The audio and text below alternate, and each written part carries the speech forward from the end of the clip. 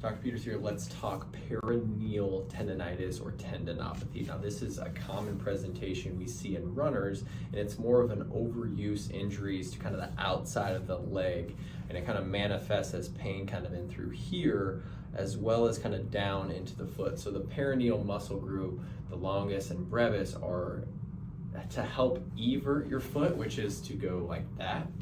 Okay, so take your ankle bone or your heel bone and kind of turn it inward.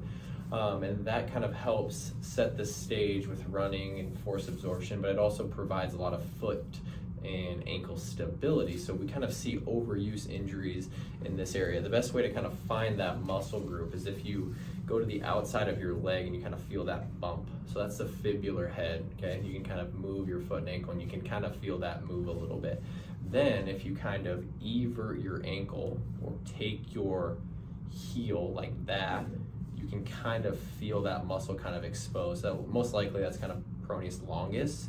And then if you kind of point your toe, you might get a little cramping sensation.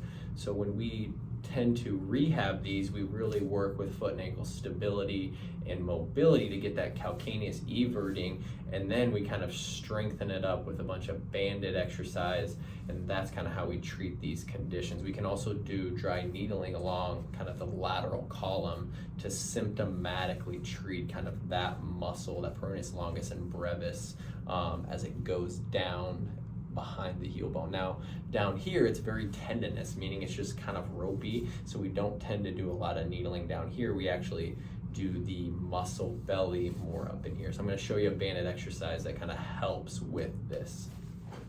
So when we look at strengthening the outer leg or the peroneal tendons and the muscles, is we have to kind of build in some eversion. So concentrically, we're using and shortening that muscle with this movement.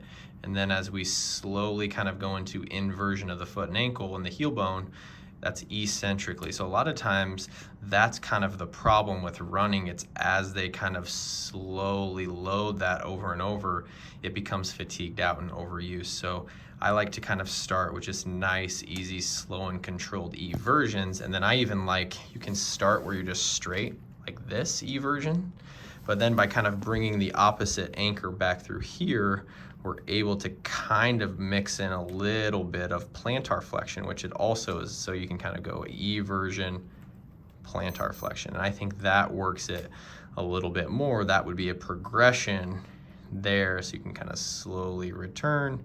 So it's over into eversion, down into plantar flexion, hold, slowly return to neutral, back into inversion. So that's a good exercise to kind of strengthen up and load that area nice, slow, and controlled.